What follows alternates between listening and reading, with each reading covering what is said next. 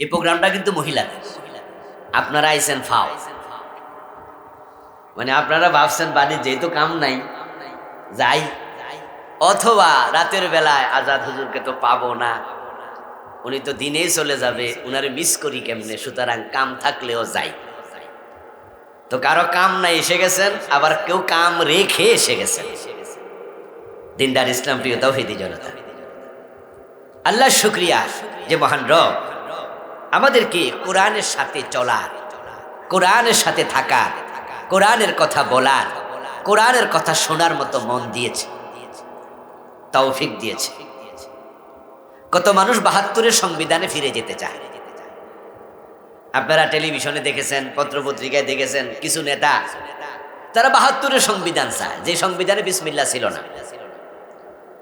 Doctor Kamal Hossain যখন ৩৪ জনের committee নিয়ে ৭২-এর সংবিধান লিখে, ওই ৩৪ জনের মাঝে বিসমিল্লাহ লেখার পক্ষে একজনও কথা বলার লোক ছিল না। এই জন্য সংবিধান লিখছে, কিন্তু সংবিধানের শুরুতে বিসমিল্লাহটা, আল্লাহর নামটাই লেখে নাই। আলহামদুলিল্লাহ, শহীদ প্রেসিডেন্ট জিয়াউর রহমান রাহিমাহুল্লাহ, উনি ক্ষমতা আসার পরে সংবিধানে বিসমিল্লাহ ঢুকালেন। এখন যারা বলে ৭২-এর সংবিধানে ফিরে যেতে চাই, বিসমিল্লাহ ওদের পছন্দ নয়। আমি কি কথা বুঝাইতে পারতেছি? তারা বিসমিল্লাহ ছাড়া সংবিধান চায়। কিছু লোক বলে ৭২-এর সংবিধান চাই, আবার কিছু লোক বলে বর্তমানে যে সংবিধানটা আছে এর মাঝে সুদও জায়েজ, ঘুষও জায়েজ, মদও জায়েজ। বর্তমান সংবিধান হচ্ছে সভরেন্টি জনগণের। তারা বলে সকল ক্ষমতার মালিক জনগণ, অথচ সকল ক্ষমতার মালিক কে? এই সংবিধানে সুদ চলে। আমাদের দেশে রাষ্ট্রায়ত্ত সুদী ব্যাংক আছে না? ওমা কথা কয় না কেন? মা বোনরা না বলুক, আপনারা বলেন না কেন? সুদী ব্যাংক আছে। এই সংবিধান এটা স্বীকৃত। সোনারগাঁ, হোটেল রেডিসন, এই জাতীয় 5 স্টার হোটেলে কি মদের দোকান আছে, বার আছে? যারা জানেন বলেন, আছে? এটা সংবিধান স্বীকৃত, রাষ্ট্রের আইনে স্বীকৃত। এই দেশে কত অনাচার, এই যে পতিতালয় আছে, পতিতালয়, কয়েক হাজার নারী ইজ্জত বিক্রি করে টাকা কামাচ্ছে। সরকার ওদের থেকে আবার বছর একবার টাকা নেয়, ওদেরকে রেজিস্ট্রেশন দেয়। এই সংবিধান এটা স্বীকৃতি দিয়েছে। তাহলে কেউ বিসমিল্লাহ ছাড়া সংবিধান চায়, কেউ বর্তমানে চলমান এই শিরিক বেদাত মিশ্রিত সংবিধান চায়, আবার কিছু আল্লাহর বান্দা আপনাদের সামনে দাঁড়ায় কয় না, আমরা আল্লাহর কোরআনকে সংবিধান মধ্যে বানাতে দেখতে চাই। বলে না যে আমরা কোরআনকে সংবিধান বানাতে চাই। এই কোরআনের সাথে থাকা, কোরআনের কথা বলা, কোরআনের সাথে চলা, এটা সবার নসিবে নাই। এটা আল্লাহ যাদেরকে ভালোবাসে তাদের তৌফিকে দেয়। যে আল্লাহ আমাদেরকে আজকের দুপুর বেলায় আমাদের মা বোনদেরকে রান্না বান্না কত কিছু সামলাইতে হয়, এরপরও তারা আজকের একদিনের জন্য কিছুটা স্যাক্রিফাইস করে ওনারা মাহফিলে চলে আসছেন সাথে আপনারা। যে আল্লাহ আমাদেরকে তৌফিক দিলেন, আমরা শুরুতে তাকে কৃতজ্ঞতা জানাই, শুকরিয়া জানাই। সবাই মিলে পুরুষ ভাইয়েরা একবার জোরে জোরে কালিমাত শুকর করুন, আলহামদুলিল্লাহ। আমি আপনাদের সম্মুখে পবিত্র কোরআন মাজিদ থেকে সূরাতুন নিসায়ের ১২৪ নম্বর আয়াতে কারিমা পড়েছি। নবীজি সাল্লাল্লাহু আলাইহি সাল্লামের পবিত্র মুখনিসৃত একটি ছোট্ট হাদিস পড়েছি। আল্লাহ তাআলা তৌফিক দিলে এখান থেকে কিছু কথা বলবো, বলুন ইনশাআল্লাহ। কিছু আমাদের মা বোনদের উদ্দেশ্যে, কারণ যেহেতু আজকে তারা মূল অডিয়েন্স। আল্লাহ তাআলা সূরা আন-নিসার ১২৪ নম্বর আয়াতে বলছেন, ওয়া মান ইয়ামাল মিনাস সালিহাতি মিন যাকারিন আও উনসা, নারী অথবা পুরুষ যেই ভালো কাজ করবে, নেক আমল করবে, ওয়া হুয়া মুমিন, এবং নেক আমল যখন করছে তখন তার ঈমানটা আছে, সে মুমিন। তাহলে মুমিন অবস্থায় যে নেক আমল করবে, নারী হোক আর পুরুষ হোক, ফাউলাইকা ইয়াদখুলুনাল জান্নাহ, আল্লাহ এবার বলেন ওই নারী পুরুষরাই আল্লাহর জান্নাতে প্রবেশ করবে। ওয়ালা ইউজলামুনা নাকিরা, এবং তারা সামান্য মাজলুম হবে না। আমল করছে পুরুষ, আমল করছে নারী। নারী হওয়ার কারণে আল্লাহ নারীদেরকে সামান্য সওয়াব কম দেবেন না। সব জায়গায় তো আমরা দেখতে পাই যে নারীরা পিছিয়ে আছে, এবং কোথাও কোথাও নারীদেরকে পরিকল্পিতভাবে পিছিয়ে রাখা হয়, নারীদেরকে অবদমিত রাখা হয়। কিন্তু ইসলাম বলছে না, আল্লাহর কাছে নারী পুরুষ আমল যখন করবে আল্লাহ সমান সওয়াব দেবেন, নারী হওয়ার কারণে কাউকে সামান্য কম দেবেন না। ইসলাম নারীদেরকে সম্মানিত করেছে। বিশেষত এই কোরআন যে যুগে নাজিল হয় ওই যুগটার নাম ছিল আইয়ামে জাহিলিয়া। সেই যুগে নারীদের কোনো সম্মান সামাজিকভাবে স্বীকৃত ছিল না, বরং মেয়ে সন্তান জন্ম নেয়ার কারণে বাবা হতো লজ্জিত। লজ্জার হাত থেকে বাঁচার জন্য বাবা তার জীবিত মেয়েটাকে মাটির নিচে কবর, জীবিত জীবিত কবর দিত। ওয়াইদাল মাউদাতু সুইলাত বিআই যামবিন কুতিলাত। কোরআনে আল্লাহ বলছেন, যারা মেয়েদেরকে বিনা অপরাধে বিনা দোষে জীবিত কবর দিছো, কিয়ামতের দিন তোমাকে প্রশ্ন করা হবে কোন অপরাধ ছিল মেয়েটার, জবাব দাও। এই আয়াত আসার পরে মেয়েদেরকে জীবিত কবর দেয়া বন্ধ হয়ে গেল। এই আয়াত বলছে আল্লাহর সামনে তোকে জবাব দিতে হবে। আমি আপনাদেরকে জিজ্ঞাসা করি, আমাদের মা বোনেরা আপনারাও আস্তে আস্তে করে জবাব দিয়েন, তাহলে মনোযোগ থাকবে। পুরুষ ভাইয়েরা একটু জোরে জবাব দেন। মানুষের হায়াতের মালিক কে? আমাদের জীবনটা দিছে কে? তাহলে এটা আপনি যে কেড়ে নিলেন, মেয়েটাকে আপনি কবর দিলেন, আল্লাহর দেয়া জীবন তো আপনি কেড়ে নিতে পারেন না, এই অধিকার আপনার নাই। আরে ভাই, আত্মহত্যা করা যায় যাচ্ছেনি? আরেকজনকে মারবেন দূরের কথা, নিজে নিজে মরবেন এই অধিকারও তো নাই। অন্যকে মারা তো দূরের কথা, নিজে নিজে বিষ খাইয়া মরা যায়নি। ফাঁসি দিলে আল্লাহ ছাড়বো? হাদিসে পাওয়া যায়, যদি কোনো ব্যক্তি নিজেকে হত্যা করে, আত্মহত্যা করে, সে যাহা দিয়ে নিজেকে হত্যা করেছে, আল্লাহ তাকে জাহান্নামে দেওয়ার পরে ওই শাস্তিটাই আগুনের ভিতর অনবরত দিতে থাকবেন। যেমন যদি কেউ নিজের গলায় নিজে ছুরি চালায়, নিজের পেটে নিজে ছুরি চালাইয়া দেয়, তাহলে আল্লাহ জাহান্নামের আগুনে ফেলাইয়া দিয়া তারপরে তার হাতে একটা ছুরি দেবে, দিয়ে বলবে তুই তোর পেটের মাঝে ছুরি মারতেই থাক, তুই তোর গলার মাঝে ছুরি মারতেই থাক। যদি কেউ বিষ খেয়া মরে, আল্লাহ জাহান্নামে ফেলে তার হাতে বিষের বোতল দিয়ে বলবে তুই বিষ খাইতেই থাক। যদি কেউ ফাঁসি দিয়ে মরে, জাহান্নামে দিয়ে আল্লাহ তাকে ফাঁসির রশিতে ঝুলাইয়া রাখবে, তুই রশিতে ঝুলন্তই থেকে যা।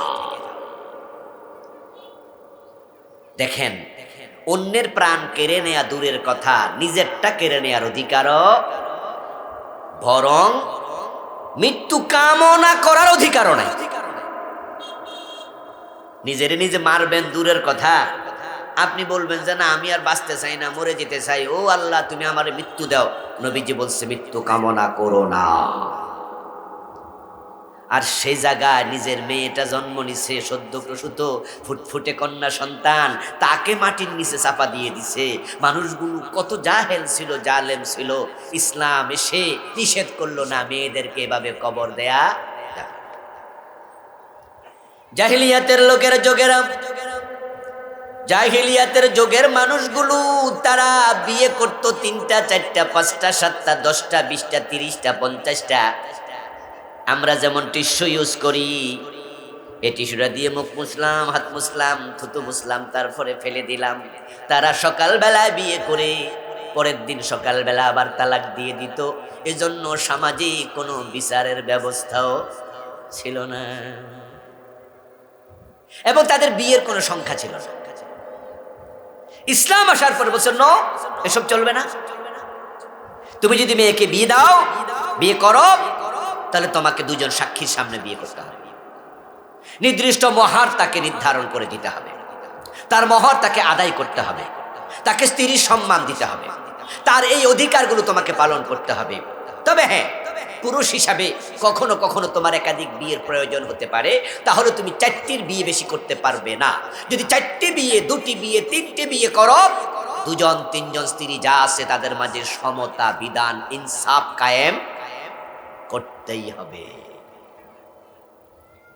নবীজি বলে দিলেন, মান কানা ইনদাহু ইমরাতান ওয়া লাম ইয়াদিল বাইনাহুমা জা ইয়াউমাল কিয়ামাতি ওয়া শাক্কুহু মাইল ওয়া শাক্কুহু সাকিত। প্রিয় নবী বলছেন, শোনো দুনিয়ার মানুষেরা, জাহিলিয়াতের লোকেরা ঈমান এনেছো তোমরা, এখন তোমরা মুমিন। এখন জাহিলিয়াতের যোগ আস্তে আস্তে করে চলে যাচ্ছে, তোমরা ভালো হয়ে যাচ্ছ। ভালো হতো কান খুলে শোনো, যদি কেউ 2 বিয়ে করে, তার অধীনে 2জন স্ত্রী থাকে, তাদের 2 জনের মাঝে ইনসাফ কায়েম না করে, কিয়ামতের দিন আল্লাহর সামনে হাজির হবে, তখন তার পাজরের এক অংশ থাকবে না।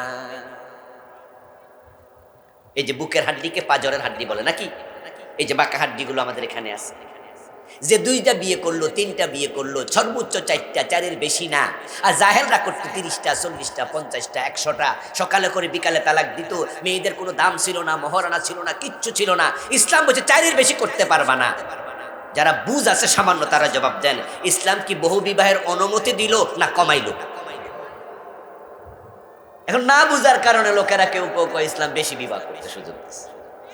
আরে বিয়ে তো সংখ্যাই ছিল না, ইসলাম এসে কমাইয়া দিল না, 4-এর বেশি করতে পারবা না একসাথে। তারপরে আবার বলে দিল, এই যে 2টা বিয়ে তুমি করবা, ইন খিফতুম আল্লা তা'দিলু ফাওয়াহিদা, তুমি একাধিক বিয়ে তখনই করবা যখন তোমার সামর্থ্য আছে, তুমি 2জন বউয়ের মাঝে সমতা বিধান করতে পারবা।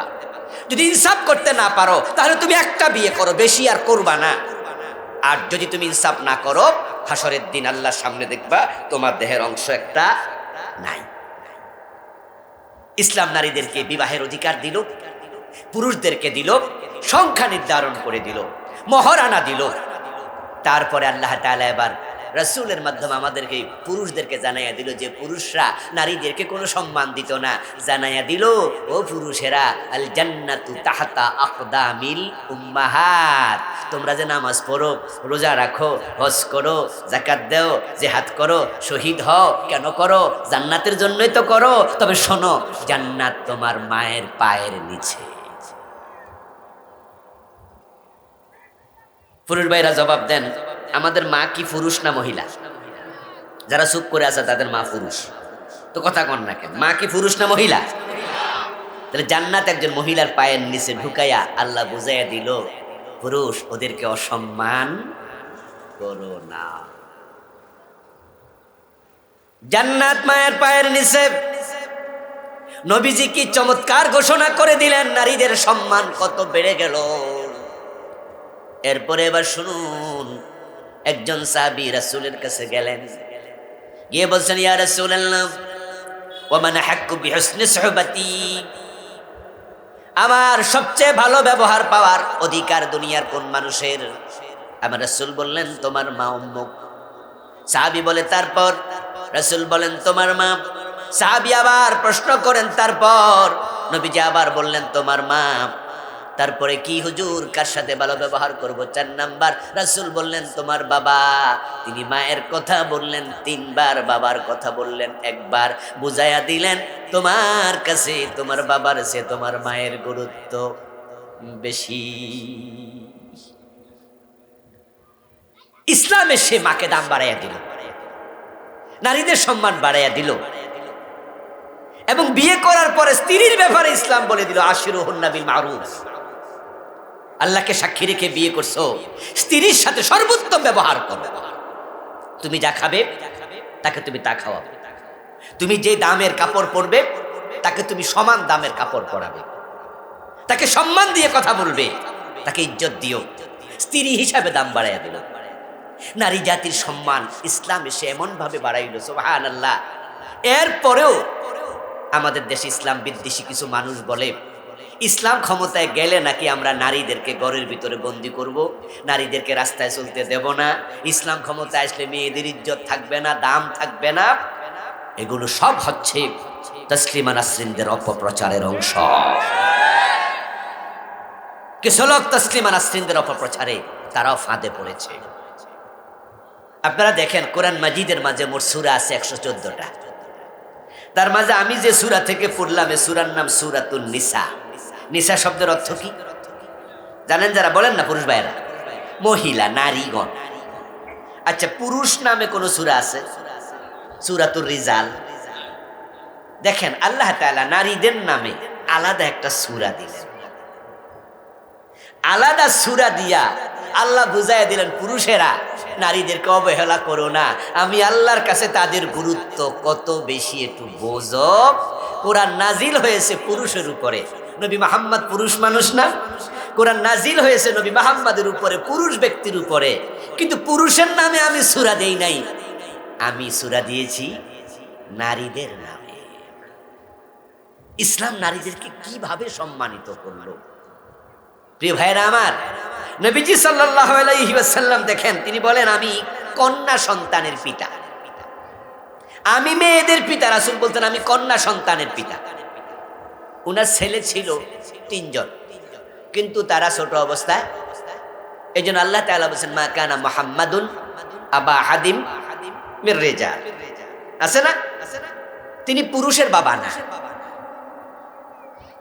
এর মানে হলো তার ছেলেগুলো পুরুষ হওয়ার বয়সে পৌঁছতে পারেন নাই, নাবালেগ থাকতেই ইন্তেকাল করছে।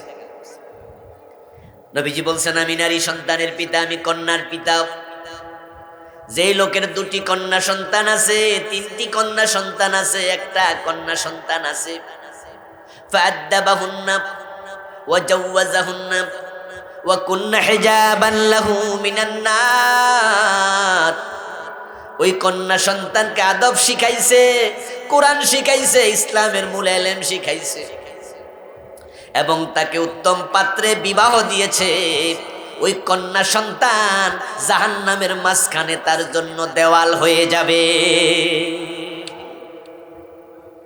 কুন্না লাহু হিজাবাম মিনান নার। কন্যারা হবে বাবার জন্য, মায়ের জন্য জাহান্নামের মাঝখানে ওয়াল, দেওয়াল। শোনেন, ইসলাম নারীদেরকে কি সম্মান, কি অধিকার দিয়েছে, কল্পনাতীত। জাহিলিয়াতের যুগে ছিল না, ইসলাম আসার পর প্রতিষ্ঠিত হলো। পরবর্তীতে আস্তে আস্তে করে যখন ইসলাম সমাজ থেকে আবার চলে গেল, এখন তো সমাজ ইসলাম নাই, ইসলাম শুধু আছে মসজিদে আর মাদ্রাসা। এখন কি বাজারে গেলে বাজারের ব্যবসা বাণিজ্য ইসলাম দিয়ে চলে? কথা কয় না কেন ভাইয়েরা? ব্যাংকগুলো ইসলাম দিয়ে চলে, অফিস আদালত ইসলাম দিয়ে চলে, আমাদের গণভবন, বঙ্গভবন, সংসদ ভবন এগুলো ইসলাম দিয়ে চলে, আমাদের হাইকোর্ট, সুপ্রিম কোর্ট ইসলামের আইনে চলে। এজন্য বলছি ইসলাম তো সমাজে নাই, ইসলামের মসজিদে চলে গেছে। এজন্য মসজিদে হুজুর যদি একটু ভুল করে, মুসল্লি সব একসাথে লোকমা দেয়। মাগরিবের নামাজের ফরজ কয় রাকাত? সবাই তো কথা শুনতে চাই আমি, কয় রাকাত? 2 রাকাত পরে সালাম ফিরাইলে আমরা ফিরাইনি, আমরা হুজুর সুবহানাল্লাহ কয়ে কি দেই? লোকমা দেই। দেখেন মসজিদে ইসলাম কত সুন্দর। নবীর সুন্নাহর বাহিরে গেলে হুজুররে সবাই মিলে সংশোধন করে লোকমা দেয়। হুজুর যদি লোকমা না মানে, উনি 2 রাকাত পরে সালাম ফিরাইছে, আমরা দিলাম লোকমা, উনি লোকমাও নেয় নাই, সালাম ফিরাইছি তো ফিরাইছি, যা। তো সালাম ফিরানোর পরে আপনারা করেন কি হুজুর, আমরা লোকমা দিলাম, মাগরিব তো 2 রাকাত পড়ছেন, আর 1 রাকাত না আছে, তো আপনি লোকমা নিয়ে খালাইলেন না কেন? হুজুর কয় যে আজীবনে 3 রাকাত পড়ছি, আজকে একটু টাইম কম আছে তাই আজকে, আর হুজুরের আজকে একটু কাম আছে, আর ব্যস্ততা আছে, এই জন্য হুজুর বলছে আজকে একটু সময় কম, এই জন্য 2 রাকাত। অসুবিধা নাই, মাঝে মাঝে 2 রাকাতও চলে। রাজি হবেন? বলবেন আমনের মতো ইমাম সাহেব দরকার নাই, সরেন আমনে, আমনের কাম থাকলে আমনে যান, একটু সামনে যান, নতুন করে আবার নিয়ত বাঁধবো, ঠিক কিনা? আচ্ছা, হুজুর ভুল করলে মসজিদে এত লোকমা দিলেন। 54 বছর আল্লাহর কোরআনে যারা দেশ চালায় না, মন গড়া মতবাদে দেশ চালায়, বিসমিল্লাহ ছাড়া সংবিধান দিয়ে দেশ চালায়, শিরিকওয়ালা সংবিধান দিয়ে দেশ চালায়, ওই নেতাদেরকে লোকমা দিয়া সোজা করা দরকার আছে না নাই? তো লোকমা সব মসজিদিনই খুঁজে বাইর করেন, হুজুরের সোজা পাইছেন। তো নেতাদেরকে লোকমা দেন না, না দিয়ে আবার ভোট দেন। যে নেতা আল্লাহর কোরআন দিয়ে রাসূলের সুন্নাহ দিয়ে দেশ চালায় না, আমার রাসূল কি 10 বছর মদিনার প্রেসিডেন্ট ছিলেন না? তো নবীজির মতো দেশ চালানো কি সুন্নত না? আবু বকর, ওমর, ওসমান, আলী রাদিয়াল্লাহু তাআলা আনহুম 3 খলিফা 30 বছর প্রেসিডেন্ট ছিলেন না? উনারা কোরআন হাদিস দিয়ে দেশ চালায় নাই? তো এখন কোরআন হাদিস দিয়ে যারা চালায় না, মসজিদের হুজুর যদি কোরআন হাদিসের বাহিরে নামাজ পড়ায় তখন লোকমা দেন। যারা কোরআন হাদিসের বাইরে দেশটা চালায় ওদেরকে লোকমা দেয়া দরকার আছে না নাই? এই যে দেখেন না আমরা লোকমা দিয়া চলতেছি, এই যে আমরা বলছি আপনাদেরকে লোকমা দিতে শিখাইতেছি। আমরা আমার নেতাদেরকে বলে দিই তোমাদের আইন আমরা মানি না। গত 15 বছর 17 বছর ওরা আমাদের উপর কত জুলুম করছে। এই আপনাদের গফরগাঁও মাহফিল করতে আসতে পারিনি আমি, এ কাপাসিয়া পারি নাই 12 বছর, এ ফাগুন দিয়ে পারি নাই, কটিয়া দিয়ে পারি নাই 5 থেকে 7 বছর, এ কালীগঞ্জে পারি নাই 5-6 বছর, আমার নিজের দেশে পারি নাই 12 বছর। 14 গ্রাম আমার থানার নাম, এক যোগ আমাকে যেতে দেয় নাই। তো অন্য জায়গায় গেছি, এখানে মানা করলে করুক, যেখানে বলার সুযোগ আছে সেখানে বলবো। এই মসজিদের ইমাম কথা না শুনলে 2 রাকাত মাগরিব পড়লে এই মসজিদে লোকমা দেব, ইমাম গাদ্দারি করলে এখানে ইমাম সরাবো, না হয় আমি মসজিদ ত্যাগ করে আরেক মসজিদে চলে যাব, ঠিক কিনা? কিন্তু মাগরিব 2 রাকাত আমি পড়বো না। তা আমরা মাহফিল করলো আসি না করলো আসি, বাধা দিল আসি বাধা না দিল আসি, গত 17 বছর বলেছি, এখনো বলতেছি, আল্লাহ ছাড়া কারো আইন মানি না, মানি না, মানি না। এই লোকমা আপনাদের দিতে হবে। এরকম আমাদের মধ্যে যদি লোকমা শুরু হয়ে যায়, আমাদের নেতারাও কোরআন দিয়ে দেশ চালাতে বাধ্য হবে। ইসলাম সমাজে নাই। সমাজ থেকে ইসলাম যখন বিদায় নিয়েছে তখন নারীদের সম্মান আবার সমাজে কমতে শুরু করেছে। এখন সমাজে নারীদের ইজ্জতও নাই, সম্মানও নাই। কত নারী কত জায়গায় ধর্ষিতা হয়, ধর্ষিতা যথাযথ বিচারটাও পায় না। এবং কত মেয়ে আছে, আপনি আপনাদের এই গফরগাঁও খোঁজ নেবেন, যদি 1000 মেয়ের, বিবাহিতা মেয়ের খবর নেন, মোহরানা স্বামী যথাযথভাবে দিছে, আমার মনে হয় 200 পাওয়ার কঠিন। কথা বোঝেন, কথা বোঝেন, যে স্বামী যে মোহরটা দিছে 200 জন পাওয়া কঠিন। মোহর দেই না, বরং উল্টা যৌতুক নেয়, মোহর আরো নেয়। ইসলাম যখন এস্টাবলিশড হবে, কোন পুরুষ যৌতুক চাওয়ার অধিকার করবে না, সাহস করবে না। আমরা আবার আইন বানিয়ে দেব, মেয়েদের সম্মানকে আমরা প্রতিষ্ঠিত করব। রাষ্ট্র চাইলে আইন বানাইতে বেশি দেরি লাগে না। আমরা 10,000 লোক যদি এই মাঠে থাকি, আমরা সবাই মিলে হ্যাঁ বলি না বলি মিছিল করি, কোনো আইন হবে? আর সংসদে 151 জন নেতা যদি একবার হ্যাঁ বলে আইন হয়ে যায়, একবার না বললেও আইন হয়ে যায়। একবার হ্যাঁ বলতে কয় মিনিট লাগে? আরে ভাই 2 সেকেন্ড 1 সেকেন্ড তো লাগে। এই জন্য দেখবেন স্পিকার বলে, আমার মনে হয় হ্যাঁ জয়যুক্ত হয়েছে, হ্যাঁ জয়, শোনেন নাই? আমার মনে হয় না জয়যুক্ত হয়েছে, না জয়যুক্ত হয়েছে। নেতারা হ্যাঁ বললেও আইন হয়, না বললেও আইন হয়। আমরা স্পিকারের মাধ্যমে ইসলাম বিজয় হলে আইন করে দেব, এই দেশে কোনো যৌতুক চলবে না। আমাদের 151 জন হ্যাঁ বললে যৌতুক বাংলাদেশ থেকে বিদায় নেবে। তখন আর বাংলাদেশে কেউ লিখবে না কোনো পত্রিকাওয়ালা কন্যা দায়গ্রস্ত পিতা। কোন বাবার মেয়ে সন্তানের জন্মের খবর শুনে চেহারা কালো করবে না। কিন্তু এখন যৌতুক প্রথা চলছে, এরপরে মহারানা মেয়েরা পাচ্ছে না, মেয়েদের যথাযথ ইজ্জত নেই, সম্মান নেই। এই দেশে মেয়েদেরকে কিভাবে নেগলেক্টেড করা হয় তা কল্পনাতীত। কি যে ব্যথা বিষে, বুঝিবে সে কিসে, কবু আসে বিষে ধ্বংসে নিজারে। আপনারা মধ্যবিত্ত অনেকে আলহামদুলিল্লাহ, আপনার মেয়েকে আপনি গার্মেন্টসে পাঠান নাই, এই জন্য আপনার মেয়ের অবস্থা আপনি জানেন না। কিন্তু গাজীপুরে যাবেন, সাভারে যাবেন, আশুলিয়ার পাশে দেখবেন যে শত শত গার্মেন্টস ফ্যাক্টরি, এক একটাতে 10,000 মেয়ে, 5,000 মেয়ে, 4,000 মেয়ে চাকরি করে। ওই খবর নিয়ে দেখবেন ওদের বেতন দেয় 8,000, 10,000, 12,000, কাম করায় 9 ঘন্টা, 10 ঘন্টা, 12 ঘন্টা, কথায় কথায় চাকরি বাদ দিয়ে দেয়। একটু সুন্দরী দেখলে ম্যানেজার তাকে কুপ্রস্তাব দেয়, কথা না শুনলে প্রমোশন দেয় না। এই মেয়েগুলাকে কি পরিমাণ জুলুমের শিকার হওয়া লাগে এটা আপনি আমি হয়তো কল্পনাও করতে পারি না। আরে মেয়েরা তখন ন্যায় বিচার কার কাছে পাবে? যে দেশের এমপিরা মেয়েদেরকে মোবাইল করে ডাকে, ওই যে টাকলা মুরাদ, নাম মনে আছে না ভুলে গেছেন? হোটেল সোনার গায়ে গিয়ে তিনি ফোন দিয়ে এক সিনেমার নায়িকাকে ডাকতেছে, অডিও কল ফাঁস হয়েছে, আমি এত নম্বর রুমে আছি, তুমি চলে আসো, না আসলে তোমাকে পুলিশ দিয়া পাঠাইয়া আনবো। বলে নাই? বলে নাই? যদিও হয়তো তামাশা করছে তার সাথে, কারণ কথাবার্তার ঢঙ্গে বোঝা গেছে ওর সাথেই গোপনে গোপনে আগে পিটিস পাটিস আছে। না আসলে তোমাকে পুলিশ পাঠাবো, র্যাব পাঠাবো, ডিজিএফআই লোক পাঠাইয়া নিয়ে আসবো, এত নাম্বার রুমে আসো। এই অডিও কল প্রকাশ করে আমাদের নেতাদের অনেকের কোনো চরিত্রের গ্যারান্টি নাই। তো ওদের কাছে বিচার চাইয়া মেয়েরা বিচার পাবে কেমনে? ইজ্জত হারালে বিচার পাবে কেমনে?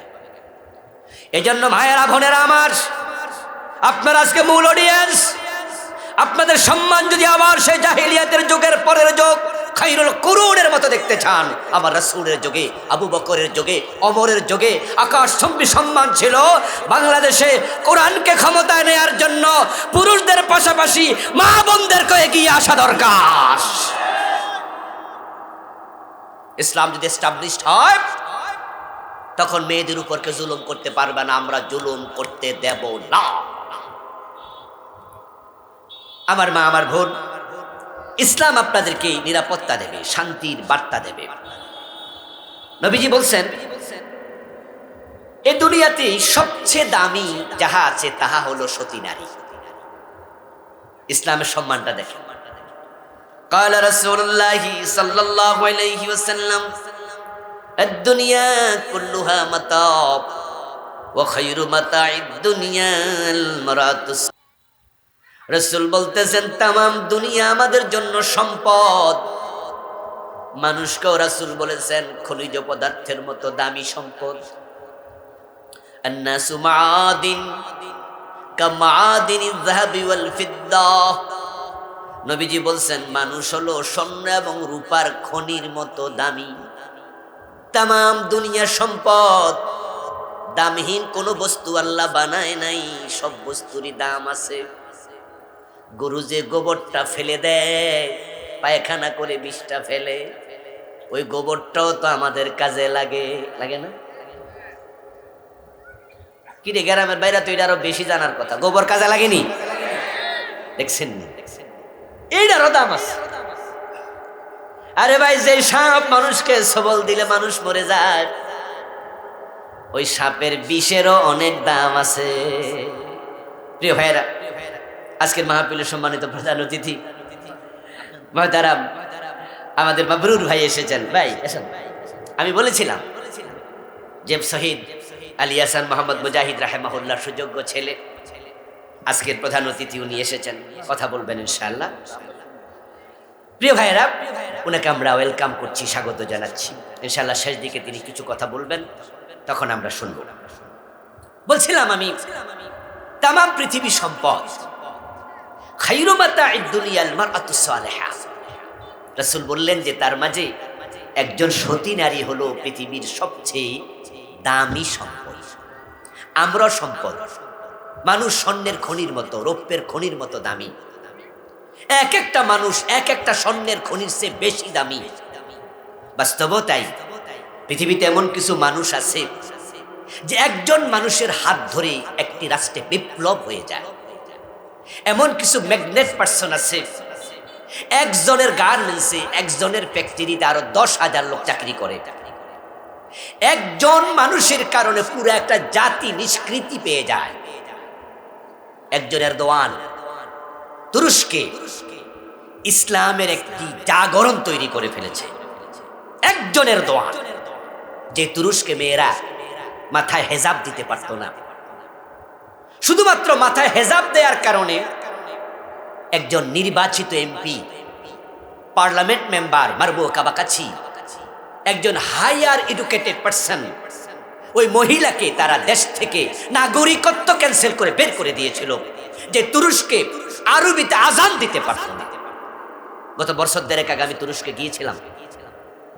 আমি সেখানে গিয়ে এখনো তাদের টাকার মাঝে আমি কামাল পাশার ছবি দেখে প্রশ্ন করেছি যে কামাল পাশার ছবি এখনো কেন তুরস্কের টাকা? আমাদের এক বাঙালি ভাই বলল, এখনো তার পূজা করে এমন লোক সেনাবাহিনীর ভিতরে আছে। যদি কামালের বিরুদ্ধে এরদোয়ান কোন রকমের সিরিয়াস সিদ্ধান্ত নেয়, তাহলে হতে পারে এরদোয়ানের চেয়ারটা আবার টালমাটাল হয়ে যাবে। এই কামাল নামক যে কামাল পাশা, তাকে মানুষ কামাল আতাতুর্ক বলে। আমি এটা বলতে রাজি নই। আতা মানে আল্লাহর দান, নিয়ামত। সে ছিল আল্লাহর গজব। এই কামাল পাশা ওই দেশে নারীদের হেজাব নিষিদ্ধ করেছে, আরবিতে আজান নিষিদ্ধ করেছে, আরবি অক্ষরে কোরআন তেলাওয়াত নিষিদ্ধ করেছে। মেয়েরা মাথা খুলে হাঁটতে হতো। মুসলিম মেয়েরা চাইলে বোরকা পরা দূরের কথা, স্কার্ফ মানে হেজাব মানে ওড়না মাথা ওড়না দিতে পারতো না। কিন্তু একজনের দোয়ান এসে ওই তুরস্ককে এখন অনেকটাই ইসলামাইজড করে ফেলেছে। কোন কোন অঙ্গনে 30%, কোন অঙ্গনে 40%, কোন অঙ্গনে 60%। কারণ সেখানে এত বিপদগ্রস্ত অবস্থা, এক চাইলেও 100% করতে পারছে না। কিন্তু এখন মেয়েরা বোরকা পড়ছে, সুবহানাল্লাহ পড়ে, এখন কোরআন তেলাওয়াত করছে, এখন মসজিদে কোরআনের তালিম হচ্ছে, ইসলামের কথা এখন মন খুলে বুক ফুলিয়ে বলছে। একটা মানুষ স্বর্ণের খনির চেয়েও দামি। নবীজি বলছেন দুনিয়া কুল্লুহা মাতা, তামাম পৃথিবী দামি, তবে খায়রু মাতা'আদ দুনিয়াল মারআতুস সালিহা, পৃথিবীর সবচেয়ে দামি সম্পদ একজন সতী নারী। এই আমার মা, আমার বোন, আপনারা তো প্যান্ডেলের ভিতরে বোরকার ভিতরে পর্দার ভিতরে আছেন। আমরা আপনাদেরকে আজকে লক্ষ্য করে কথা বলছি। নবীজি মুহাম্মদ বলেছে সতী নারী পৃথিবীর সবচেয়ে দামি মানুষ। তাহলে সতী হওয়া লাগবে, অসতী হওয়া যাবে না। সতী নারীর পেট থেকে জন্ম হয় হাসান হুসাইনের। হ্যাঁ, পৃথিবীতে কোনো নারী নবী হয়নি, কিন্তু আদম আলাইহিস সালাম ব্যতীত সব নবী প্রত্যেকটা নারীর পেট থেকে এসেছে। প্রত্যেকটা নবী কোনো না কোনো নারীর পেট থেকে এসেছে। তাহলে নারী হচ্ছে আমাদের জন্মের আধার, জন্মের জায়গা, যেখান থেকে নবীরা বের হয়, সাহাবীরা বের হয়, ওলিরা বের হয়। আর যেই জিনিস যত দামি হয় সেটা সংরক্ষণ করা লাগে তত বেশি। যেমন আমাদের স্যান্ডেল বলেন না, পায়ের জুতাটাই ধরেন না। আমরা যখন টোক বাজারে যাই, গফরগাঁও বাজারে যাই, আমাদের পায়ে যদি 1200 টাকা, 1500 টাকা, 2000 টাকার জুতা থাকে, তখন আমরা কিন্তু জুতাটা মসজিদের বাহিরে রেখে নামাজ পড়তে একটু টেনশনে পড়ি। আর যদি 50 টাকা স্যান্ডেল থাকে, বাকিরা আপনারা কন না, সব আমার দিয়া কন, এরকম জুলুম তো ঠিক না ভাই। যখন 50 টাকার স্যান্ডেল থাকে, কোনো টেনশন থাকে? আমরা মসজিদের বাহিরে রাইকা সুন্দর করে 4 রাকাত পড়ি, ওই স্যান্ডেলের কথা নামাজের ভিতরে একবারও মনে হয় না। কিন্তু 1200-1500 টাকার জুতা হইলে কিন্তু বাইরে রাখা গেল, মন কিন্তু জুতার কাছে খারাইতা, আরে এই জুতাটা জানি আসেনি না গেল। তখন আমরা কি করি, জুতার দাম বেশি, তাই এটাকে আমরা হাতে করে মসজিদের ভিতরে বক্সে নিয়ে রাখি। দামি জিনিসের যত্ন নিতে হয়। ইসলাম নারীদেরকে বোরকা পরিয়েছে, এটা ঠকায় নাই, বন্দি করার জন্য না, তারা বেশি দামি। ইসলাম তাদের যত্ন নিয়েছে, সংরক্ষণ করা শিখিয়েছে। আর ওই তসলিমা নাসরিন কি কইতাছে এবং তার উত্তরসূরিরা কি কয়, ইসলাম ক্ষমতায় গেলে নাকি মেয়েদেরকে আমরা বোরকা পরাইয়া একবারে ফ্যাকেট করে রেখে। তো বোরকার নাম কি ফ্যাকেট? কি বললো মানুষ? আচ্ছা, আপনারা যখন, আমরা যখন ধরেন মা বোনরা হাতে তাদের বালা থাকে, তাদের গলায় স্বর্ণের চেইন থাকে, সেটা যদি দাম 200 টাকা 300 টাকার ইমিটেশনের চেইন হয়, তাহলে এটা কিন্তু যে কোনো সময় গলা থেকে খুলে টেবিলের উপর রাইখা তারপরে গোসলখানায় চলে যায়। বাসায় কাজের লোক আছে, কাজের মেয়ে আছে, ওই 200 টাকার চেইন নিয়ে ওনার টেনশন নাই, গোসল করছে অথবা পয়রা থাকুক, 3 দিন পরে পরবো। কিন্তু যদি আজকে 2 লাখ টাকা ভরি স্বর্ণের, যদি 1.5 ভরি ওজনের একটা স্বর্ণের চেইন হয়, এটা টেবিলের উপর রাইখা কোথাও যাইব? এটা কই রাখে? আলমারিতে। ওইটা খুলে আলমারিতে রাইখা তারপরে আলমারির আবার ভিতরে একটা চুরি ফুরু বক্স থাকে। চুরিও যা চোরও জানে না কোন জায়গা দিয়ে আছে বক্সটা। ওইটাতে রাইখা তারপরে তালা মাইরা টান দিয়া চায় যে তালা লাগছে না। তাহলে দামি জিনিসের যত্ন কম হয় না বেশি হয়? আমাদের স্ত্রীদেরকে আমরা আলেমরা সম্মান করি, ইসলাম ওয়ালারা সম্মান করি। এই জন্য আমাদের স্ত্রীদেরকে আমরা বোরকা ছাড়া বাহিরে যেতে দেই না, বাহিরে নেই না।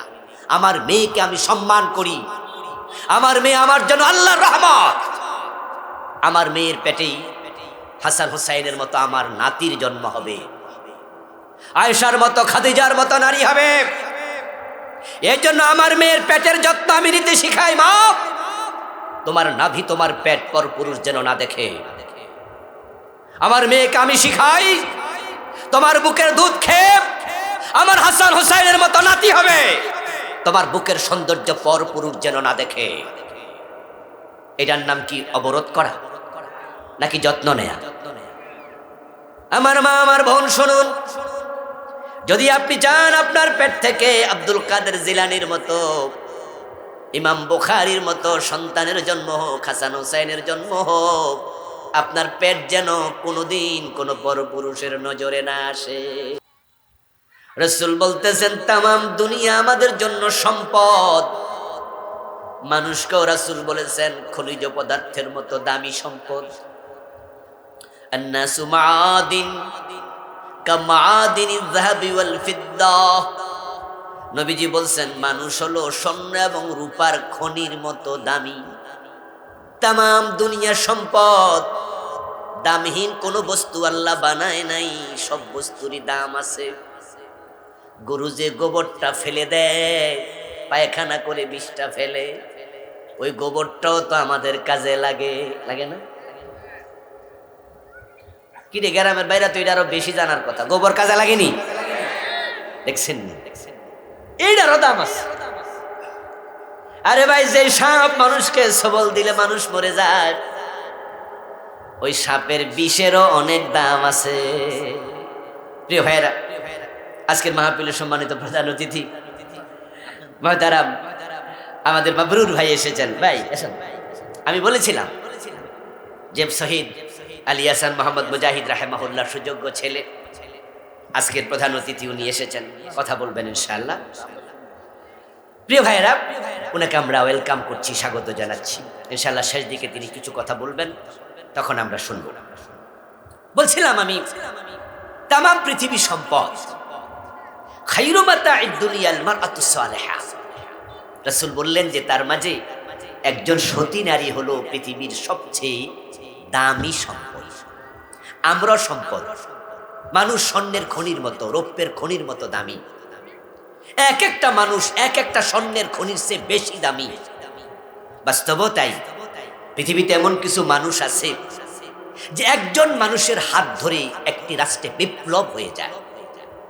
এমন কিছু ম্যাগনেট পার্সন আছে, একজনের গার্মেন্টসে, একজনের ফ্যাক্টরিতে আরো 10,000 লোক চাকরি করে। একজন মানুষের কারণে পুরো একটা জাতি নিষ্কৃতি পেয়ে যায়। একজন এরদোয়ান তুরস্কে ইসলামের একটি জাগরণ তৈরি করে ফেলেছে। একজন এরদোয়ান, যে তুরস্কে মেয়েরা মাথায় হেজাব দিতে পারত না, শুধুমাত্র মাথায় হেজাব দেওয়ার কারণে একজন নির্বাচিত এমপি, পার্লামেন্ট মেম্বার মারবুকা বাকাছি, একজন হায়ার এডুকেটেড পারসন, ওই মহিলাকে তারা দেশ থেকে নাগরিকত্ব ক্যান্সেল করে বের করে দিয়েছিল, যে তুরস্কে আরবিতে আজান দিতে পারত না। গত বছর দেড়েক আগে আমি তুরস্কে গিয়েছিলাম। আমি সেখানে গিয়ে এখনো তাদের টাকার মাঝে আমি কামাল পাশার ছবি দেখে প্রশ্ন করেছি যে কামাল পাশার ছবি এখনো কেন তুরস্কের টাকা? আমাদের এক বাঙালি ভাই বলল, এখনো তার পূজা করে এমন লোক সেনাবাহিনীর ভিতরে আছে। যদি কামালের বিরুদ্ধে এরদোয়ান কোন রকমের সিরিয়াস সিদ্ধান্ত নেয়, তাহলে হতে পারে এরদোয়ানের চেয়ারটা আবার টালমাটাল হয়ে যাবে। এই কামাল নামক যে কামাল পাশা, তাকে মানুষ কামাল আতাতুর্ক বলে। আমি এটা বলতে রাজি নই। আতা মানে আল্লাহর দান, নিয়ামত, সে ছিল আল্লাহর গজব। এই কামাল পাশা ওই দেশে নারীদের হেজাব নিষিদ্ধ করেছে, আরবিতে আজান নিষিদ্ধ করেছে, আরবি অক্ষরে কোরআন তেলাওয়াত নিষিদ্ধ করেছে। মেয়েরা মাথা খুলে হাঁটতে হতো, মুসলিম মেয়েরা চাইলে বোরকা পরা দূরের কথা, স্কার্ফ মানে হেজাব মানে ওড়না মাথা ওড়না দিতে পারতো না। কিন্তু একজনের দোয়ান এসে ওই তুরস্ককে এখন অনেকটাই ইসলামাইজড করে ফেলেছে। কোন অঙ্গনে 30%, কোন অঙ্গনে 40%, কোন অঙ্গনে 60%। কারণ সেখানে এত বিপদগ্রস্ত অবস্থা, এক চাইলেও 100% করতে পারছে না। কিন্তু এখন মেয়েরা বোরকা পড়ছে, সুবহানাল্লাহ পড়ে, এখন কোরআন তেলাওয়াত করছে, এখন মসজিদে কোরআনের তালিম হচ্ছে, ইসলামের কথা এখন মন খুলে বুক ফুলিয়ে বলছে। একটা মানুষ স্বর্ণের খনির চেয়েও দামি। নবীজি বলছেন দুনিয়া কুল্লুহা মাতা, তামাম পৃথিবী দামি, তবে খায়রু মাতা'id দুনিয়াল মারআতুস সালিহা, পৃথিবীর সবচেয়ে দামি সম্পদ একজন সতী নারী।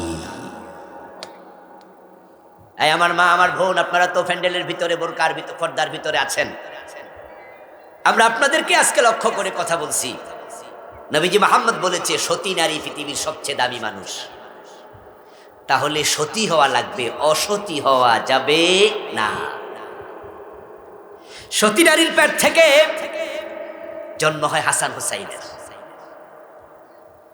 হ্যাঁ, পৃথিবীতে কোনো নারী নবী হয়নি, কিন্তু আদম আলাইহিস সালাম ব্যতীত সব নবী প্রত্যেকটা নারীর পেট থেকে এসেছে। প্রত্যেকটা নবী কোনো না কোনো নারীর পেট থেকে এসেছে।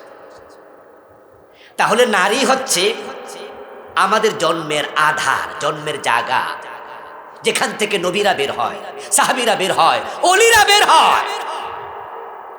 আর যেই জিনিস যত দামি হয় সেটা সংরক্ষণ করা লাগে তত বেশি। যেমন আমাদের স্যান্ডেল বলেন না, পায়ের জুতাটাই ধরেন না, আমরা যখন টোক বাজারে যাই, গফরগাঁও বাজারে যাই, আমাদের পায়ে যদি 1200 টাকা, 1500 টাকা, 2000 টাকার জুতা থাকে, তখন আমরা কিন্তু জুতাটা মসজিদের বাহিরে রেখে নামাজ পড়তে একটু টেনশনে পড়ি। আর যদি 50 টাকা স্যান্ডেল থাকে, বাকিরা আপনারা কন না, সব আমার দিয়া কন, এরকম জুলুম তো ঠিক না ভাই। যখন 50 টাকার স্যান্ডেল থাকে, কোনো টেনশন থাকে?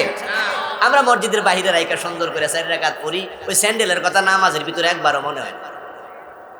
কিন্তু 1200-1500 টাকার জুতা হইলে কিন্তু বাইরে রাইকা গেল, মন কিন্তু জুতার কাছে খারাইতা, আরে এই জুতাটা জানি আসেনি না গেল। তখন আমরা কি করি, জুতার দাম বেশি, তাই এটাকে আমরা হাতে করে মসজিদের ভিতরে বক্সে নিয়ে রাখি। দামি জিনিসের যত্ন নিতে হয়। ইসলাম নারীদেরকে বোরকা পরিয়েছে, এটা খকায় নাই, বন্দি করার জন্য না, তারা বেশি দামি। ইসলাম তাদের যত্ন নিয়েছে, সংরক্ষণ করা শিখিয়েছে। আর ওই তসলিমা নাসরিন কি কইতাছে, এবং তার উত্তরসূরিরা কি কয়, ইসলাম ক্ষমতায় গেলে নাকি মেয়েদেরকে আমরা বোরকা পরাইয়া একবারে ফ্যাকেট করে রেখে। তো বোরকার নাম কি ফ্যাকেট? কি বললো মানুষ? আচ্ছা, আপনারা যখন, আমরা যখন ধরেন মা বোনরা হাতে তাদের বালা থাকে, তাদের গলায় স্বর্ণের চেইন থাকে, সেটা যদি দাম 200 টাকা 300 টাকার ইমিটেশনের চেইন হয়, তাহলে এটা কিন্তু যে কোনো সময় গলা থেকে খুলে টেবিলের উপর রাইখা তারপরে গোসলখানায় চলে যায়। বাসায় কাজের লোক আছে, কাজের মেয়ে আছে, ওই 200 টাকার চেইন নিয়ে ওনার টেনশন নাই, গোসল করছে অথবা পয়রা থাকুক, 3 দিন পরে পরবো। কিন্তু যদি আজকে 2 লাখ টাকা ভরি স্বর্ণের, যদি 1.5 ভরি ওজনের একটা স্বর্ণের চেইন হয়, এটা টেবিলের উপর রাইখা কোথাও যাইব? এটা কই রাখে? আলমারিতে। ওইটা খুলে আলমারিতে রাইখা তারপরে আলমারির আবার ভিতরে একটা চুরি ফুরুপ বক্স থাকে, চুরিও চোরও জানে না কোন জায়গা দিয়েছে বক্সটা, ওইটাতে রাইখা তারপরে তালা মাইরা টান দিয়া চায় যে তালা লাগছে না। তাহলে দামি জিনিসের যত্ন কম হয় না বেশি হয়? আমাদের স্ত্রীদেরকে আমরা আলেমরা সম্মান করি, ইসলাম ওয়ালারা সম্মান করি। এই জন্য আমাদের স্ত্রীদেরকে আমরা বোরকা ছাড়া বাহিরে যেতে দেই না, বাহিরে নেই না। আমার মেয়েকে আমি সম্মান করি, আমার মেয়ে আমার জন্য আল্লাহর রহমত। আমার মেয়ের পেটেই হাসান হুসাইনের মতো আমার নাতির জন্ম হবে, আয়েশার মতো, খাদিজার মতো নারী হবে। এই জন্য আমার মেয়ের পেটের যত্ন আমি নিতে শিখাই। মা, তোমার নাভি, তোমার পেট পর পুরুষ যেন না দেখে। আমার মেয়েকে আমি শিখাই, তোমার বুকের দুধ খেয়ে আমার হাসান হুসাইনের মতো নাতি হবে, তোমার বুকের সৌন্দর্য পর পুরুষ যেন না দেখে। এটার নাম কি অবরোধ করা নাকি যত্ন নেয়া? আমার মা, আমার বোন শুনুন, যদি আপনি চান আপনার পেট থেকে আব্দুল কাদের জিলানির মতো, ইমাম বুখারীর মতো সন্তানের জন্ম হোক, হাসান হুসাইনের জন্ম হোক, আপনার পেট যেন কোনোদিন কোনো পরপুরুষের নজরে না আসে। ও মা, ও বোন আমার, তোমার নাভির নিচ থেকে বুকের পর্যন্ত এখানে যে হাত লম্বা জায়গা, এটা বড় দামি জায়গা। তোমার এই পেটের ভিতরে আল্লাহর ওলিদের জন্ম হয়। তোমার বুকের দুধ খেয়ে, তোমার বুক থেকে দুধ পান করে ইমাম বুখারীর জন্ম হবে, বিশ্ববিখ্যাত বড় বড় আলেমের জন্ম হবে। এজন্য তুমি ওড়না ছাড়া চলো না, বোরকা ছাড়া চলো না। যেই পেট পর পুরুষ দেখে পেলে, যেই বুক পর পুরুষ দেখে পেলে মা, ওখান থেকে আর আল্লাহর ওলিরা আসে না। ওই মায়ের দুধ খাইয়া যেই পেট পর পুরুষের নজরে যায়, নাভি দেখায়া হাঁটে, কাপড়টা নাভির 4 ইঞ্চি নিচে পড়ে, তারপরে হেলে দুলে হাঁটতেছে, এমন কিছু মহিলাও সমাজে আছে না নাই? বৈশাখ মাস আসবে, বৈশাখী অনুষ্ঠানে বৈশাখী শাড়ি পরে পেট পিট দেখায়া তারপরে হাঁটবে কত নারী। যেই নারীর বুকের সৌন্দর্য, পেটের সৌন্দর্য পরপুরুষ দেখে ফেলেছে, ওই পেট থেকে ডিপ জলের জন্ম হয়, ওখান থেকে ঐশীর মতো মেয়েরা জন্ম নেয়। ওই পেট থেকে আল্লাহর ওলির জন্ম হয় না, ওখান থেকে রাবেয়া বসরিরা জন্ম নেবে না। এই জন্য আল মারাতুস সালেহা, সতী নারী পৃথিবীর সবচেয়ে বড় সম্পদ। এখন সতী নারীকে শুধুমাত্র বোরকা পরে যে নারী চলে, সে কি সতী নারী? এটাই কি সতী নারীর সংজ্ঞা? না, কোরআন শরীফ আল্লাহ তাআলা বলছে as-সালিহাতু কানিতাত। সতী নারীর কিছু বৈশিষ্ট্য আছে। আমরা আশা করব আজকের মাহফিলে যে মা এবং বোনেরা এসেছেন, আপনারা সতী নারীকে কমপক্ষে কতটুকু আজকে শিখে বাড়ি যাবেন। আর আপনি সতী হবেন, আল্লাহ সতী নারী সৎ পুরুষদেরকে জান্নাত দেবে। যারা সৎ আমল করে, মান ইয়ামাল আস-সালিহা মিন যাকারিন আও উনসা, এই নেক আমল করা, সৎ আমল করা, যে পুরুষ সৎ আমল করে তাকে বলা হয় সৎ পুরুষ, যে নারী সৎ আমল করে তাকে বলে সতী নারী। সৎপুরুষ সতী নারী, উলাইকা ইয়াদখুলুনাল জান্নাহ। আমার তেলাওয়াতকৃত আয়াতে আল্লাহ বলছে যে এই জাতীয় সৎপুরুষ সৎ নারী তারাই তো আমার জান্নাতে যাবে। আজকের এই আয়োজন তো জান্নাতের পথ দেখানোর জন্য। আমরা জান্নাতের পথ চিনতে চাই, চিনাতে চাই, জানতে চাই, জানাতে চাই, এবং আমরা আজকের সামিয়ানার নিচে যেভাবে একসাথে বসেছি, আমরা আল্লাহর জান্নাতেও একসাথে ঢুকতে চাই। তো জান্নাত পেতে হলে তো সৎ হওয়া লাগবে। তো রাতের ওয়াজে আপনাদেরকে সৎ নিয়ে হুজুররা কথা বলল, আমি মা বোনদের জন্য সতী নারীর কথা বলি। জান্নাতি নারীর বৈশিষ্ট্য রাসূল বলেছেন 4টা। আল মারাতু ইযা সাল্লাত খামসাহা ওয়া সামাত শাহরাহা ওয়া আহসানাত ফারজাহা ওয়া তাআত বা'লাহা ফালতাদখুল মিন আইয়ি আবওয়াবিল জান্নাতি শাআত। রাওয়াহু আহমদ, রাওয়াহু তিরমিজি। আমার রাসূল বলেন, যেই নারী 5 ওয়াক্ত নামাজ পড়বে, যেই নারী রমাদানে রোজা রাখবে, যেই নারী চরিত্রের হেফাজত করবে, এবং যেই নারী তার স্বামীর আনুগত্য করবে, এই 4টি গুণ যার ভিতরে থাকবে, ওই নারী জান্নাতে যাওয়ার জন্য আল্লাহ 8টা দরজা জান্নাতের খুলে দিয়ে বলবে, যেই দরজা দিয়ে মন চায় তুমি আল্লাহর জান্নাতে চলে আসো। এখানে আমরা পুরুষেরা যারা আছি, এই হাদিসটা আমাদের জন্য খুব নয়, এটা নারীদের জন্য। কিন্তু আমাদের ঘরে কি নারী নাই? আমার মা তো একজন নারী, আমার স্ত্রী একজন নারী, আমার কন্যা নারী, আমার বোন নারী। আমরা কি আমাদের স্ত্রীদেরকে জাহান্নামে রেখে জান্নাতে যেতে চাই? আমরা কি আমাদের কন্যাদেরকে জাহান্নামে যেতে দিতে চাই? তাহলে আমরা তো প্রত্যেকে এখানে নারীর সাথে জড়িত। এজন্য এই ওয়াজটা সবার জন্যই, ওখানকার জন্য, এখানকার জন্য। এই পর্দার ওপারে যারা আছে তাদের জন্য, আমরা যারা এখানে আছি আমাদের জন্য। এই 4টা গুণ যেন আমাদের নারীদের মাঝে আসে। সাল্লাত খামসাহা, নামাজ যেন কোনোভাবে নারীরা তরক না করে। এই 4টা কাজ করলে নারীরা জান্নাতে যাবে। এত সহজ। পুরুষের জন্য জান্নাত কিন্তু এত সহজ নয়। তারা ব্যবসা করে, বাণিজ্য করে, তারা চাকরি করে, তারা কৃষিকাজ করে, তারা দুনিয়াদারির জন্য অনেক কিছু করতে হয়। সেখানে সুদি লেনদেন হয়, সেখানে ঘোষের লেনদেন হয়, সেখানে বাহিরে গিয়ে ওজনে কম দেয়, মালে বেজাল দেয়, মানুষ ঠকায়, অনেক হারামের সম্মুখীন হয়ে যায়। যে হারাম থেকে নিজেকে সেভ করা অনেক কঠিন হয়ে যায়। কারণ 1 লাখ টাকার ভান্ডিল ঘোষ হিসাবে সামনে দিয়ে অফিসারকে যদি বলে, স্যার আপনি একটা সিগনেচার দিলেই তো হয়, একটু সিগনেচারটা দেন না। সিগনেচার দিবেন তো বটে, আমাকে না দেন তাহলে উনাকে তো দেবেন, এটা তো আর আপনার কাজ না, রাস্তায় একটু কাজ হবে, তো আমরাই তো কেউ না কেউ নেব।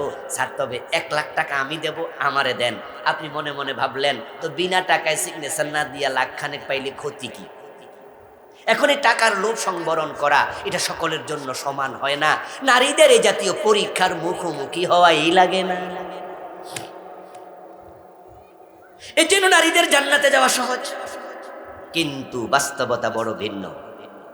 নবীজি মেরাজ থেকে জান্নাতে গেলেন মেরাজের রাতে, ফিরে এসে বললেন যে দাখালতুল জান্নাহ ওয়া রাআইতু আকসারা আহলিহাল ফুকারা ওয়া তালাতু ফিন নার ওয়া রাআইতু আকসারা আহলিহান নিসা। ও আমার উম্মতেরা শোনো, আমি জান্নাতে ঢুকেছি, দুনিয়ার অধিকাংশ গরিব মানুষকে জান্নাতে দেখেছি, আমি জাহান্নামে উকি দিয়ে দেখেছি, আর জাহান্নামে অধিকাংশ অধিবাসীকে আমি দেখেছি তারা দুনিয়ার নারী। যেখানে হাদিসে বলা হলো নারীরা জান্নাতে যাওয়া সোজা, সেখানে নবীজি জাহান্নামে নারীদেরকে কেন বেশি দেখলেন? এই সোজা পথ পেয়েও তারা কেন জান্নাতে যেতে পারলো না? তাহলে বোঝা গেল ওই 4টি গুণের মাঝে ঘাটতি আছে। এই ঘাটতি দূর করতে হবে। আপনি বাবা, আপনার মেয়েকে আপনি বেনামাজি বানাবেন না। আপনার মেয়ে যখনই বোরকা পরার বয়স হবে, তাকে বোরকা ছাড়া কলেজে স্কুলে যেতে দেবেন না। আপনার মেয়েকে যখন স্বামীর হাতে তুলে দেবেন, তাকে তখন নসিহাত করে দেবেন, তাকে অবশ্যই বলে দেবেন স্বামীর সাথে কোনো রকমের অবাধ্যতা দেখাতে পারবেন না। রমাদান আসছে, আপনার মেয়ে রোজা রাখার উপযুক্ত, আপনার মেয়েকে আপনি বলবেন রোজা ভাঙ্গার কোনো সুযোগ আমার পরিবারে নাই। যদি আমরা বাবারা একটু প্র্যাকটিস করি, practice makes a man perfect, শুরু হয়ে যাক না। আমার মেয়ের বয়স 7 বছর, আলহামদুলিল্লাহ 7-8 হল। আমার 8 বছরের মেয়েটাকে তো আমি স্কার্ফ পরা ছাড়া বাইরে যেতে দেই না। ছোট মানুষ, মাত্র ক্লাস 2-তে পড়ে, মাদ্রাসা তো বোরকা ছাড়া যেতে দেই না। যখন তার এই 1 থেকে 2 থেকে বোরকা পরার অভ্যাস হয়ে যাবে, তাহলে ভবিষ্যতে আর বোরকা ছাড়া সে বের হবে না, তার অভ্যাস হয়ে যাবে। আমার মেয়ে যখন নামাজের সময় হবে, বলি আম্মু তোমার আম্মুর সাথে দাঁড়াও, নামাজ পড়ো যাও। 2 ওয়াক্ত মিট যাবে, আস্তে আস্তে শিখবে। যখন ঘুমায়া থাকবে, ছোট মানুষ ডিস্টার্ব করি না, সজাগ যখন থাকে মায়ের পাশে দাঁড় করিয়ে দেই, তাহলে সে নামাজে অভ্যস্ত হয়ে যাবে। রোজা যখন রাখবে, আমরাও সাথে 1-2টা রাখাই। এভাবে তার 3টা অভ্যাস ছোটকাল থেকে শুরু করে দেন। আর বিয়ের বয়স যখন হবে, বিয়ে যখন দেবেন, তখন তাকে বলে দেবেন স্বামীর অবাধ্য হওয়া যাবে না। 4টা গুণ এসে গেল, এর মানে আপনার ঘরে একটা জান্নাতি মেয়ে তৈরি হয়ে গেল। কিন্তু প্রবলেমটা কোথায় জানেন? প্রবলেম হলো আমাদের মা বোনদের, তারা নামাজের ব্যাপারে খুবই গাফেল।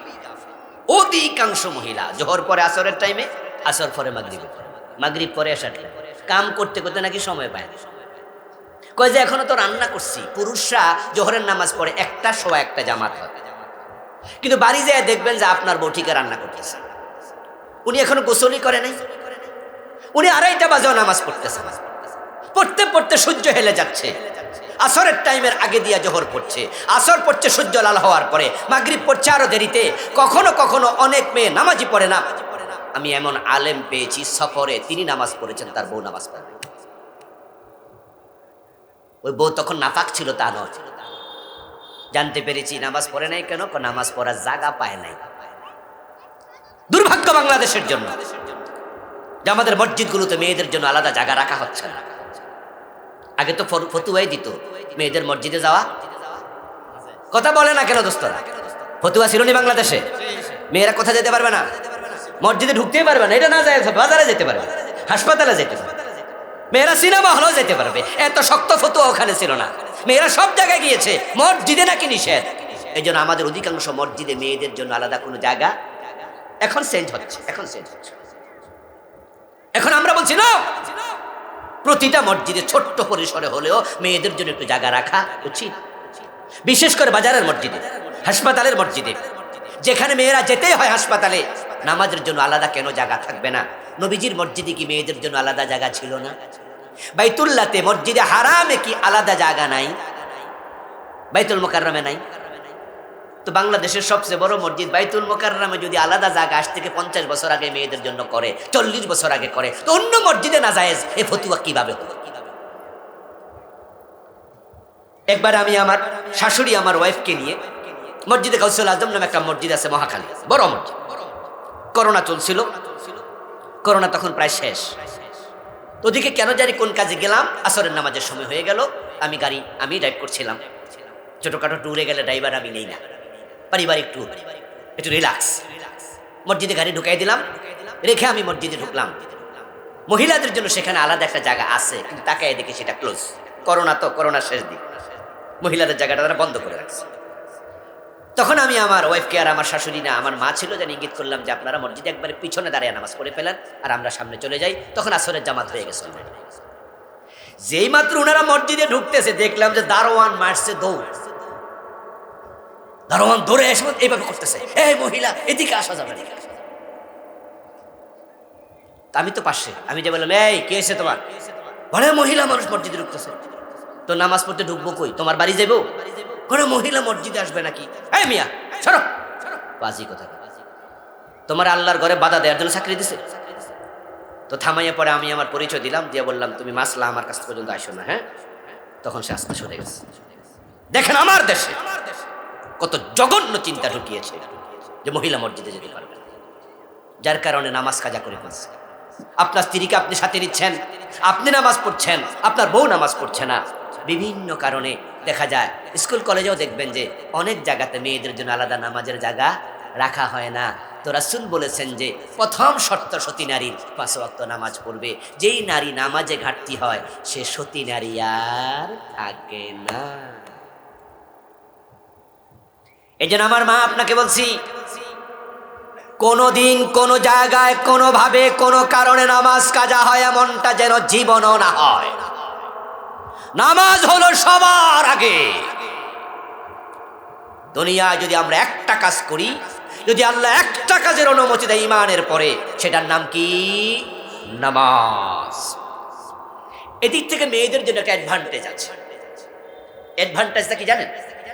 অ্যাডভান্টেজটা হলো, যদি কোনো নারী কোনো জায়গায় দাঁড়িয়ে যায় নামাজে, বোরকা আছে, আমার মেয়ে বোরকা পরে বের হবে, আমার মা বোরকা পরে যাবে, এটাই স্বাভাবিক। নামাজের সময় হয়েছে, রাস্তার একবারে পাশে দাঁড়িয়ে, মসজিদ নাই, কিচ্ছু নাই, নামাজ রাস্তার পাশে দাঁড়িয়ে নামাজ পড়ছে একজন মহিলা, বোরকা গায়ে আছে, there is no problem in it. নামাজ পড়ো, কোনো অসুবিধা নাই। হাজার পুরুষ তাকায় আছে, তোমার কিচ্ছু আসে যায় না, তোমার গায়ে বোরকা আছে, এটাই পর্দা। তবে হ্যাঁ, সেফ জোনে হলে ভালো আর কি। যদি এমন জায়গায় পড়ে যেখানে চারি দেয়াল আছে, এটা আরো ভালো। আপনারা যারা হজে গেছেন, উমরায় গেছেন, তারা আমার সাথে একটু জবাব দিয়েন। উমরা তাওয়াফ চলাকালে কি মহিলারা পাশে দাঁড়িয়ে নামাজ পড়ে না? এই যারা উমরা করছেন তারা বলেন, পড়ে? ওখানে কি হারামের চত্বরে কি আলাদা ওয়াল দিয়ে রাখে নাকি? তো সেখানে যে হাজার হাজার পুরুষ তাওয়াফ করতেছে, আপনার বউ যে বোরকা পরে নামাজ পড়তেছে, পুরুষ দেখে লাইছে না? নামাজ বাতিল হয়েছে? তো বাংলাদেশে বাতিল হবো কেন? বাংলাদেশে আপনারা কেউ ওজোর শিখাইলো যে রাস্তায় নামাজ পড়তে পারবে না? কোনো মসজিদ পাচ্ছেন না, কোনো বাড়িতে যে ঢুকছে না যে কোনো বাড়িওয়ালা নামাজ পড়বে সেখানে একটু ঘরে। হ্যাঁ, আমরা এটাই করি। আমরা নরমালি মেয়েদেরকে রাস্তায় নামাজ পড়তে বলি না। যখন আমরা এমন কোথাও যাই যে মসজিদও নাই, এখানে কোথায় যে আছে জানি না, নামাজ পড়বো, আমি রাস্তায় পড়ে ফেলি। এখন আপনার ঘরে গিয়ে নক করলাম যে বাড়িওয়ালা কেউ আছেন? বাড়িওয়ালা বললো, হ্যাঁ কে? আমি অমুক আসছি ভাই, আমার ওয়াইফ একটু নামাজ পড়বে, আপনার বউকে একটু বলবেন হেল্প করতে, ঘরে ঢুকাই দেন, হয়ে গেল।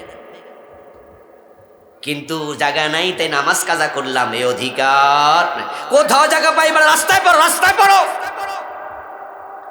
এখন এক মহিলা রাস্তায় দাঁড়িয়ে নামাজ পড়ছে বা মসজিদে দাঁড়িয়ে নামাজ পড়ছে। অ্যাডভান্টেজটা বলছিলাম, মসজিদে সবার পিছনের কাতারে মহিলা একা একা দাঁড়িয়ে নামাজ পড়ছে।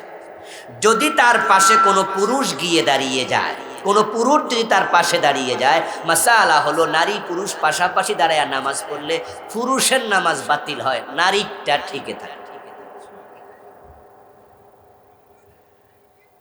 আমি কি কথা বুঝাইতে পারছি আপনাদের?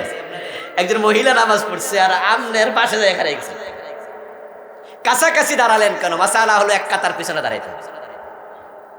আপনি পুরুষ, আপনি এক কাতার সামনে চলে যান, মহিলা এক কাতার পিছনে থাকে। কিন্তু আপনি কাছাকাছি যদি দাঁড়ান, আপনার নামাজ বাতিল হবে, মহিলারটা বাতিল হবে না। এরপরও মহিলা যদি কয় নামাজের জায়গা পাইছি না, এজন্য পড়ছি না, আল্লাহ ছাড় দেবে। এই জন্য সতী নারীর প্রথম গুণ নামাজ, নামাজ, নামাজ। দেরিতে নামাজ পড়া মুনাফিকের স্বভাব। কার স্বভাব? তিলকা সালাতুল মুনাফিক, তিলকা সালাতুল মুনাফিক, তিলকা সালাতুল মুনাফিক। নবীজি বলছেন এটা মুনাফিকের নামাজ। সে অপেক্ষা করতে করতে সূর্য লাল হয়ে যায়, তখন তাড়াহুড়া করে ঠোকর মারে।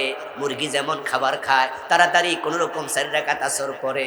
যারা তাড়াহুড়া করে দেরিতে নামাজ পড়ে, এটা মুনাফিকের নামাজ। আমার মা, আমার বোন আপনাকে বলছেন, আমার যেহেতু পড়েনি, এখন থেকে আউয়াল ওয়াক্ত পড়বে। স্বামী যেমন মসজিদে প্রথম ওয়াক্তে পড়ে, আপনিও ঘরে প্রথম ওয়াক্তে নামাজ পড়ুন। জান্নাতে একসাথে যাওয়া লাগবে, বলেন ইনশাআল্লাহ। পুরুষরা আগে জান্নাতে যাইতে দিবেন না, বলবেন যে তোমার আগে আমি যাব, প্রতিযোগিতা করে। রোজা, রোজা, রমাদানে রোজা। সতী নারীর দ্বিতীয় গুণ ওয়াসামাত শাহরাহা। অথচ আমাদের মেয়েরা অনেকে আছে যারা রোজা রাখতে দেরি করে। বিশেষ করে বিয়ের আগে অনেক মেয়ে রোজা রাখতে চায় না। অনেক মায়েরাও মেয়েদেরকে ক্লাস 9-এ পড়ে, 10-এ পড়ে রোজা রাখতে দেয় না, শরীরটা শুকাইয়া যাবে। নিজে রোজা রাখে, মেয়েরা রোজার ক্ষেত্রে ভালো, কিন্তু নিজের মাইয়ারে কয় না শুকাই যাবো, শরীরটা খারাপ হয়ে যাবো, সামনে বিয়ে শাদী হইব না, এজন্য শরীরে একটু নাদুস না থাকলে কেমনে হবে। দেখবেন মায়েরা অনেক স্যাক্রিফাইস করে। এই যে মেয়েদেরকে দিয়া হলুদও মাখায় না, হাত চামড়া নষ্ট হয়ে যায়, এই জন্য মা নিজে হলুদ মাখে। মেয়েদেরকে দিয়ে মাছ কোটায় না, কয় না স্কিনের কেমন দাগ পরে যাবে, মা নিজে কালো হয়ে যাবে, কিন্তু মেয়েরে সুন্দর রাখে। এটা ভালো, এটা মায়ের ভালোবাসা। কিন্তু রোজার ক্ষেত্রে কোনো ভালোবাসা চলবে না। রোজা ফরজ করেছেন কে? রাখতেই হবে, রাখতেই হবে, রাখতেই হবে। সপ্তাহ, মাসে 7 দিন, এক সপ্তাহ 10 দিন, 4 দিন মায়েদের নাপাকি থাকে। ওই নাপাক সময়টা রোজা রাখা জায়েজ নাই, কিন্তু পরে কাজা করিতে হবে। এক্ষেত্রে অনেক মা, অনেক বোন পিছিয়ে থাকে। দেখা যায় কারো কারো 10 বছর, 20 বছর রোজা এমন ভাঙ্গা পড়ছে আর রাখে নাই। এসব চলবে না, সতী নারীর আলামত এটা নয়। 3 নাম্বার হচ্ছে পর্দা, পর্দা, পর্দা, পর্দা হাসানাত ফারজাহা। আমি তো বলি বাংলাদেশে যত মহিলা জাহান্নামী, অধিকাংশ বেপর্দার কারণে জাহান্নামী হবে। সময় নাই, আসরের নামাজের সময় চলে যাচ্ছে, আর লম্বা করব না। এজন্য আমরা এমন পুরুষ হব, যেই বাবা মেয়েকে পর্দা করায় না সে বাবা দায়ুস, যে স্বামী তার স্ত্রীকে পর্দা করায় না সে স্বামী দায়ুস, যে বড় ভাই তার ছোট বোনকে পর্দা করতে বলে না সে ভাই দায়ুস। আর হাদিসে আছে দায়ুস জান্নাতে প্রবেশ করবে না। এজন্য আপনাদের যাদের ঘরে বেপর্দা মহিলা আছে, জাহান্নামী সে একা না, আপনি বাবা হিসাবে আপনিও দায়ুস, স্বামী হিসাবে আপনিও দায়ুস, আপনিও জাহান্নামী হবেন। এজন্য পর্দা, পর্দা, পর্দা। মা আমার, বোন আমার, বেপর্দা চলবেন না, বোরকা ছাড়া চলবেন না, বোরকা টাইট সুট ফিট পরবেন না। এরপরেই সর্বশেষ স্বামীর আনুগত্য। সতর্ক থাকবেন, স্বামীর কথার বাহিরে চলা যাবে না। স্বামীর যত বৈধ আদেশ সব মেনে নেবেন। স্বামীকে নারাজ করা অবস্থায় মারা গেলে জান্নাত পাওয়া কঠিন। নবীজি বলছেন যে পুরুষ সন্তুষ্ট এমত অবস্থায় স্ত্রী মারা যায়, দাখালাতিল জান্নাহ, ওই নারী জান্নাত পেয়ে যায়। এজন্য স্বামীকে খুশি রাখবেন, তার কথা শুনবেন। যেহেতু আজকে সময় কম, বিস্তারিত আর বলতে পারলাম না, আমরা এখানে থেমে গেলাম। আল্লাহ আমাদের ঘরে ঘরে জান্নাতি মেয়ে দান করুক, বলুন আমিন।